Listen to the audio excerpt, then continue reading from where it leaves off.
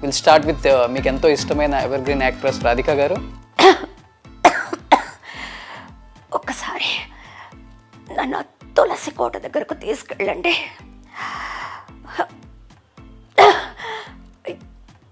వెళ్ళే ముందు ఆ తులసమ్మ సమక్షంలో మీ ఒళ్ళో కళ్ళు మూస్తే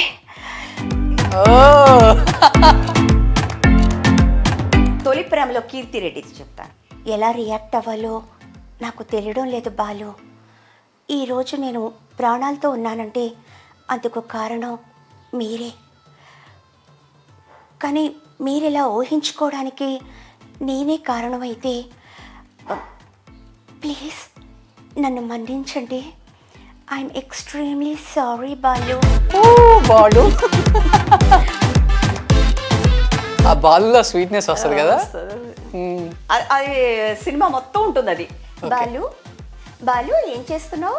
స్వయం కృషిలో విజయశాంతి గారితే అందులో కామెడీ క్యారెక్టర్.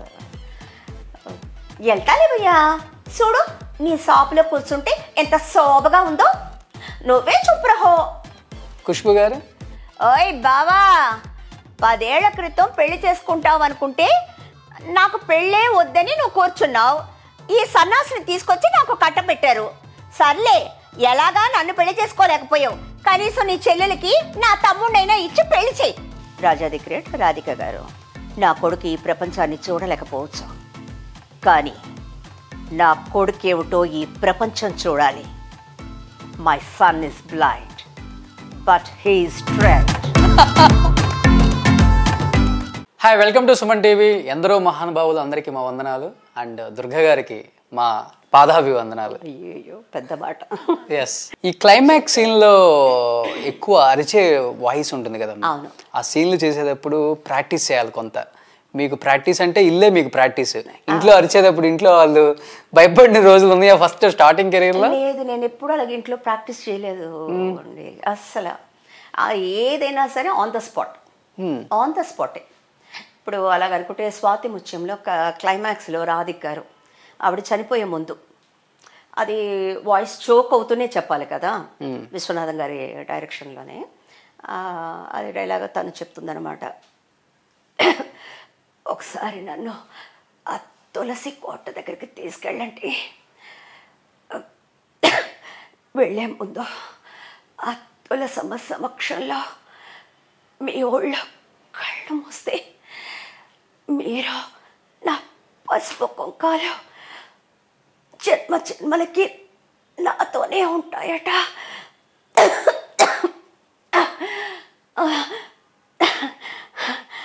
అంతవరకు ఆ దేవుడు నన్ను ఉంచొద్దు. పర్వాలేదు, ఇంకాసేపట్లో మంటే కట్టెలతో ఒళ్ళు కాచుకోబోయేదాన్ని. ఒళ్ళు కట్టినా పర్వాలేదు, నన్ను మీ ఒళ్ళు ఎప్పుడు కోరిపట్టి. బా, ఇది ఆన్ ద స్పాటే. Okay, no practice, nothing. Great. అసలుకి నాకు అయితే పర్ఫెక్ట్ గా హావభావాలంటే రాధిక గారు గుర్తొచ్చిపోతుంది. మీరు నార్మల్ గా మాట్లాడినా రాధిక్ గారు గుర్తొస్తున్నారు. అవును, అది అది చాలా మంది కంటే రాధిక్ గారే ఆ మాట అన్నారు. టీవీ ఫిలిం ఒకటి ఆవిడ లండన్లో చేసుకొచ్చారు, తమిళ్లో ఆవిడ యాక్ట్ చేశారు. ఆవిడ పక్కన ఒక నెగిటివ్ రోలు, సమానమైన క్యారెక్టర్ ఒక ఆవిడ యాక్ట్ చేసింది. ఆవిడకి నేను డబ్బింగ్ చెప్పాను, రాధిక్ గారికి ఆవిడే చెప్పుకుంటారు కదా తమిళ్లో, ఆవిడ చెప్పారు, నేను ఇది చెప్పాను. ఆ తర్వాత ఒకరోజు థియేటర్లో రాడను వాళ్ళ థియేటర్లోనే డబ్బింగ్ చెప్పాం. నేను చెప్పి వస్తుంటే రాధిక్ గారు వచ్చి దుర్గా ఒక్క నిమిషం అన్నారు. ఏంటి చెప్పండి అని. కాదు, మీరు చెప్తున్నప్పుడు ఆ ఎండ్స్ ఇవి అన్నీ కూడా నాలాగే ఉంది, వింటుంటే ఏదో నేను డబ్బింగ్ చెప్తున్నట్టుగా ఉంది ఆవిడకి, కొంచెం అది చూసుకోరా అని అంటే ఆవిడకే నా వాయిస్ ఆవిడ వాయిస్ లాగా అనిపించి ఆవిడే చెప్పారు అన్నమాట. అలాగా న్యాచురల్గా మాట్లాడితేనే మ్యాచ్ అయిపోతుంది రాధిక్ గారికి. అంతా అయిపోయింది మీ ఇద్దరికి, సింక్ అయిపోయింది. అలా సింక్ అయిపోయింది. సో మీరు విజయశాంతికి ఆల్మోస్ట్ చాలా సినిమాలు డబ్బింగ్ చెప్పారు కదమ్మా. సెకండ్ ఇన్నింగ్స్ వచ్చిన తర్వాత సరిలేరు నీకెవరిలో ఆమంతటా ఆమె డబ్బింగ్ చెప్పుకున్నారు ఆ సినిమాకి. ఎలా అనిపించింది మీకు ఇన్ని సినిమాలకు డబ్బింగ్ చెప్పి ఆమె వాయిస్ ఎలా డబ్బింగ్ చెప్పుకున్నప్పుడు వాయిస్ డిఫరెన్స్ కానీ? అనిపిస్తుంది మనకి నిజం చెప్పాలంటే. ఓకే. బట్ వాళ్ళకి ఉంటుంది కదా, వాళ్ళ ఇది వాళ్ళ వాయిస్ వాళ్ళ ఫేస్ మీద ఉండాలనేది ఉంటుంది. బట్ అదంతా కూడా తర్వాతే కదా, ఈ 30 years జర్నీలో ఆవిడ ఎప్పుడు చెప్పలేదు. ఇది స్వయం కృషి కూడా చాలా మంచి మూవీ, విజయశాంతి గారికి నేను చెప్పాను. అవును, అది కొంచెం కామెడీ టైప్లో ఉంటుంది ఆవిడ డైలాగ్స్ అని కూడా. స్వయం కృషి మూవీలో ఒక చిన్న డైలాగ్. కృషిలో సర్లే ఊరుకోవయ్యా, చూడు నీ షాపులో నేను కూర్చుంటే ఎంత శోభగా ఉందో, నువ్వే చుప్రహో, రండి మాస్టారు, సర్లే పుచ్చుకో లేకపోతే ఆయన మనసు బాధపడద్ది, సర్లే అంత తెలివి ఉన్నవాడివి మాట ఎందుకు ఇచ్చావు, సర్లే తెలియకపోతే ఇప్పుడు తెలుసుకో, ఆయన ఇచ్చింది పుచ్చుకో. చూసారా మాస్టారు చూసారా, ఎప్పుడు ఇదే తంతు, చిన్న లేదు పెద్ద లేదు, అందరి ముందు చిన్నపుచ్చడం, నోటికి వచ్చినట్టు తిట్టడం. ఇదిగో మాస్టారు, మీరు నాకు మాట ఇస్తే కానీ నేను మళ్ళీ కొట్లో అడుగు పెట్టను అంతే. నా చెప్పులకి డబ్బులు తీసుకొని నాకేమని చెప్పండి. తీసుకోండి మాస్టారు, ఇప్పుడే కదా మాట ఇచ్చారు నా మాట వింటానని, తీసుకోండి. కాదు కాదు దుర్గా గారు, ఇప్పుడు వాళ్ళంటే యాక్టింగ్ చేసే హీరోయిన్స్ కాబట్టి మోడ్యులేషన్ చేంజ్ చేయాలి, హావభావాలని చేంజ్ చేయాలి. ఈ డబ్బింగ్లో మీకు ఇది ఎలా అలవాటు అయిపోయింది? నిజంగా యాక్ట్ చేసినట్టు వాళ్ళకన్నా బాగా యాక్ట్ చేసేస్తున్నారు మీరు. ఇంకా నాకు యాక్టింగ్ అంతా రాదు, అంటే పెద్ద ఎక్స్ప్రెషన్స్ అన్ని కూడా నాకు ఉండదు. జానక్ గారు పాట పాడినట్టే ఉంటుంది నేను డబ్బింగ్ చెప్పడం. ఓకే, వాయిస్లో వచ్చేస్తుంది మొత్తం అంతాను, బట్ ఫేస్లో పెద్ద ఎక్స్ప్రెషన్స్ ఉండవు. ఇదే పెద్ద టఫ్ జాబ్ అసలుకి.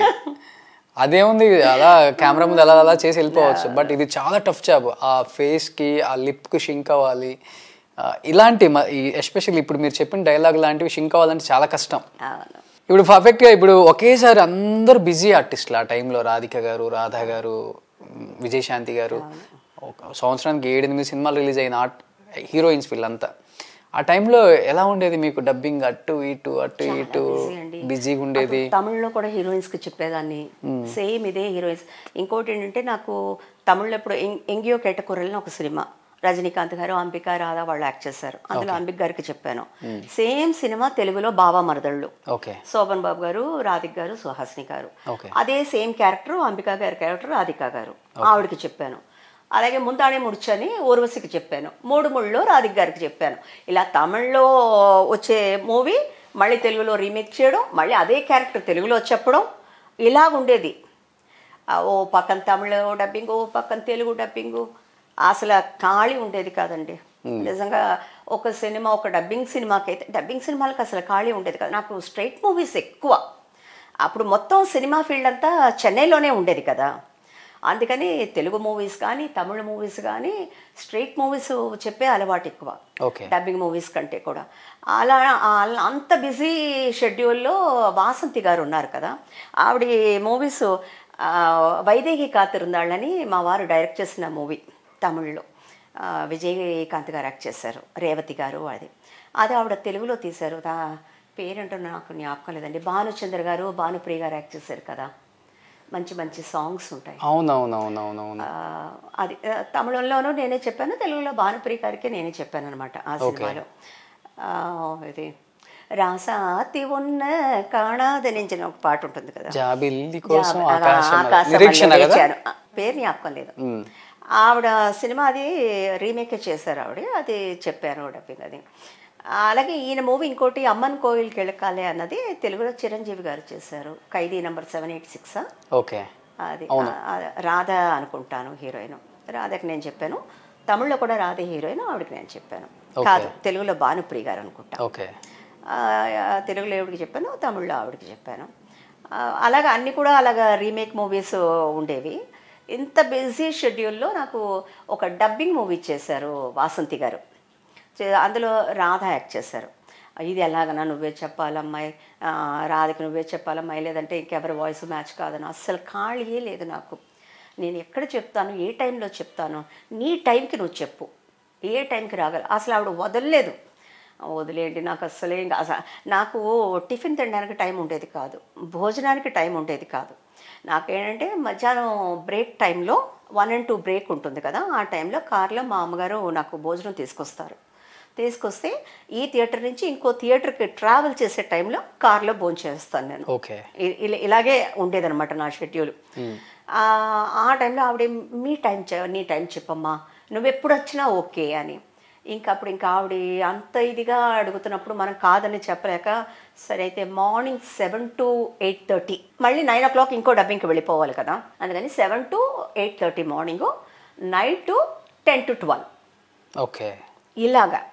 అలాగ చెప్పి మళ్ళీ మిగతా డబ్బింగ్స్కి వెళ్ళిపోయి మళ్ళీ 9 o'clock ఫినిష్ చేసుకొని ఇంటికి వచ్చి స్నానం చేసి భోజనం చేసి మళ్ళీ 10 గంటలకి ఇక్కడ వీనస్ స్టూడియోకి ఆ డబ్బింగ్కి వెళ్ళి 12 గంటల వరకు చెప్పి మళ్ళీ ఇంటికి వచ్చి అసలు నిద్ర అన్నది ఉండేది కాదండి.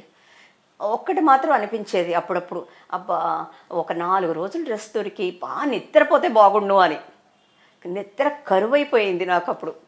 భోజనం సరైన భోజనం ఉండేది కాదు. అంటే ఒకటి, నేను ఎక్కడ కంపెనీస్లో ఎక్కడ భోంచేసేదాన్ని కాదు, కనీసం మంచినీళ్ళు కూడా తీసుకునేదాన్ని కాదు, టీ కాఫీ ఏది పుచ్చుకునేదాన్ని కాదు. ఏదైనా నాకు ఇంటి నుంచి రావాల్సిందే. మార్నింగ్ టిఫిన్ కార్లు తీసుకొచ్చేసేవారు, మధ్యాహ్నం భోజనం కానీ ఏదైనా జ్యూస్ అయినా మంచినీళ్ళైనా ఏదైనా ఇంటి నుంచి వచ్చేసేది. అందుకని అవుట్ సైడ్ ఫుడ్ లేదు నాకు. అదొకటి హెల్ప్, నాకు వాయిస్కి హెల్ప్ అన్నది. ఇంకోటి, నాకు ఐస్ వాటర్ తాగినా ఐస్ క్రీమ్ తిన్నా నాకు వాయిస్ పోవడం అదంతా ఏం లేదు. నిజంగా టి కృష్ణ గారు చాలా అవస్థపడ్డారు నాతో ఒక సినిమాకైతే. ఇది గోపిచంద్ వాళ్ళ ఫాదర్. అవునండి, బ్యూటిఫుల్ డైరెక్టర్ అండి నిజంగా. నాకు సాయి కుమార్కి ఒక పెద్ద బ్రేక్ ఆయనే కదండి. నేటి భారతం ఆ మూవీలో సాయి కుమార్ హీరోకి చెప్పారు, నేను విజయశాంతికి చెప్పాను. ఆ సినిమా చెప్పేటప్పుడు ఆయన చాలాసార్లు అనేవారు, నిజంగా నా సినిమా ఆడుతుందో లేదో నాకు తెలియదు, ఈ సినిమా కనుక 100 days ఆడితే మీ ఇద్దరికి మాత్రం నేను షీల్డ్ ఇస్తాను. అప్పటికి తెలుగులో 100 days ఆడితే షీల్డ్ ఇవ్వడం అన్నది లేదు, ఇంకా అప్పటికి డబ్బింగ్ ఆర్టిస్టులకి షీల్డ్ ఇవ్వడం లేదు. ఆయన అనేవారు, ఆయన అన్న మాట ప్రకారమే సినిమా పెద్ద హిట్. 100 daysకి మమ్మల్ని ఒంగోలు తీసుకెళ్ళారు ఆయన. షీల్డ్ ఇచ్చి మర్నాడేమో బాబురావు గారి ఇంట్లో ఏమో భోజనాలు ఏర్పాటు చేసి మొత్తం అందరం వెళ్ళాం ట్రైన్లో. విజయశాంతి గారు ఏంటి, సాయి కుమార్కి అప్పుడు కొత్తగా పెళ్ళైంది, వాళ్ళ ఆవిడ వచ్చారు, నేను మా అమ్మగారు ఇలా అందరం కలిసి వెళ్ళి అదొక పెద్ద పండగలాగా జరిగి, first if I'm right Sai Kumar కూడా అదే ఫస్ట్ షీల్డ్ అయి ఉంటుంది మూవీలో. ఆయన చాలా పర్ఫెక్షనిస్ట్ టి కృష్ణ గారు. నా వాయిస్ అంటే ఆయనకి చాలా ఇష్టం. రేపటి పౌరులు సినిమాలో అనుకుంటా ఆ క్లైమాక్స్లో ఏమో బాగా అరిచి గొంతు పోవాలి, ఎంత అరిచినా గొంతు పోవట్లేదు నాకు, మీకు పోవట్లేదు. ఆయనేమో సరే చెప్తూ ఉంటామ్మా అని, కానీ నా ఓపికకి మాత్రం ఆయన చాలా మెచ్చుకునేవారు. నిజంగా ఇంత ఓపిక నీకు ఎక్కడి నుంచి వచ్చింది? ఎవరైనా సరే ఒక 4 టేకులు 5 టేకులు అయ్యాక ఏంటండి ఎన్ని టేకులండి, అన్ని టేకులు బాగానే ఉన్నాయి కదా అని ఏమైనా కొంచెం విసుక్కోవచ్చు, లేదంటే మనకే ఏమిట్రా అని వెక్స్ అవ్వచ్చు మనం. నాకు మాత్రం అలా కాదు, 1 more అని వాళ్ళు చెప్పడానికి ముందు నేనే 1 more అనేస్తాను, లేదా వాళ్ళు 1 more అంటే ఓకే అంటే ఏదో ఒక ఇది ఉందన్నమాట, అది మనం కరెక్ట్ చేసుకోవాలి. ఆ కరెక్ట్గా వచ్చేంత వరకు నేను వదిలేదాన్ని కాదు. ఆయన అలాగా రేపటి పౌరులకి దాదాపు 32 takes నేను తీసి, అప్పటికి ఇంకా నా గొంతు పోయిందని వెళ్ళండి, అరిచి గొంతు పోయి ఆ 32వ టేక్లో మొత్తం గొంతు పోయి అరిచి మాట్లాడేశాను. ఓకే ఇదే కావాలి నాకు అని ఓకే చేశారు. అది అలా అదే ఆయన చెప్పేవారు, నిజంగా ఎవరికి నీ అంత ఓర్పు ఉంటుందమ్మా, నిజంగాను ఎంత ఓర్పు, ఎంత ఇది, అసలు టయర్డే అవ్వవేంటమ్మా నువ్వు, ఎన్నిసార్లు చెప్పమన్నా చెప్తావేంటి. ఇంత కష్టపడ్డారు కనుకే ఇప్పుడు ఏ డబ్బింగ్ ఆర్టిస్ట్ ఇంటర్వ్యూ పిలిచినా, ఏ డబ్బింగ్ ఆర్టిస్ట్ ఎక్కడ మాట్లాడినా, ముఖ్యంగా ఆడవాళ్ళు మాకు ఇన్స్పిరేషన్ అంటే దుర్గా గారు అని చెప్తారు. ఎవరబ్బా ఈ దుర్గా గారు అనుకునేవాడిని నేను అప్పుడు. ఇలా మిమ్మల్ని కలుస్తానని నేను ఎక్స్పెక్ట్ చేయలేదు అసలుకి. అంత బాగా చెప్తారు మీ గురించి, ఆమెలాగా ఎవరు చెప్పలేరండి. మేమంతా ఇప్పుడు వచ్చిన వాళ్ళం, ఏదో ట్రై చేస్తున్న వాళ్ళమే, కానీ ఆమె నెంబర్ 1 అసలుకి. ఏం చెప్తారు డబ్బింగ్ అని చెప్పేవాళ్ళు. నిజంగా అందుకనే మీకు ఇంత ఓపిక ఉండబట్టే అంత పేరు వచ్చేసింది. ఒక పక్కన ఇక్కడ హీరోయిన్స్ కి అక్కడ హీరోయిన్స్ కి మీ ఆయన డైరెక్టర్, ఆయన సినిమాలకి ఆయన ఒకవైపు బిజీ, నేను ఒకవైపు బిజీ. ఓకే. అసలు చాలా కాలం మేము కలుసుకోవడమే ఉండేది కాదు. ఓకే. ఏంటంటే ఆయన ఫ్లైట్లో వచ్చి పిల్లల్ని చూసుకొని ఆయన వెళ్ళిపోయేవారు. ఎక్కడ ఉన్నాం అంటే అప్పుడు ఈ సెల్ ఫోన్స్ కూడా లేవు, ల్యాండ్ లైన్సే. ల్యాండ్ లైన్లో ఏమో ఇలాగ ఏదో బిజినెస్ స్టూడియోలో ఉందంటే, ఓ బిజినెస్ స్టూడియోలో ఉన్నావా, నేను వచ్చి నిన్ను చూసి అలా వెళ్ళిపోతాను ఎయిర్పోర్ట్కి అనేవారు. అక్కడికి వచ్చేవారు, నేను కార్లోకి వచ్చేదాన్ని, ఒక 5 నిమిషాలు మాట్లాడుకొని ఆయన ఎయిర్పోర్ట్కి వెళ్ళేవారు, నేను డబ్బింగ్కి వెళ్ళిపోయేదాన్ని. ఇలా అంత బిజీగా ఉండేవాళ్ళం, ఇద్దరం బిజీ ఆ టైంలో. పిల్లలు బాగా మిస్ అయ్యారు మిమ్మల్ని ఆ టైం అంతా. మా అమ్మగారు మా అక్క వాళ్ళందరూ ఉండేవాళ్ళు. వాళ్ళే అంటే మేము మా పిల్లల్ని పెంచలేదులేండి.